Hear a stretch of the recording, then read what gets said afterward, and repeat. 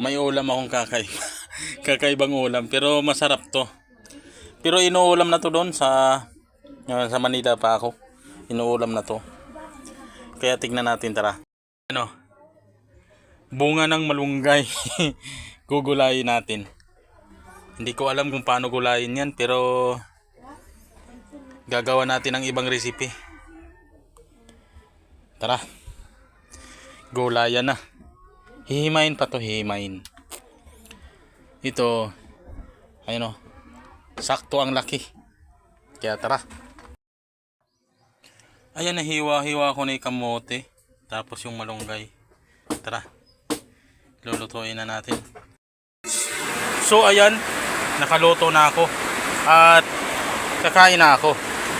Itong ulam namin o, ginataang bunga ng malunggay. Ayan o. Ay, ulam ko lang pala kasi sa kanila meron. Iba yung ulam nila.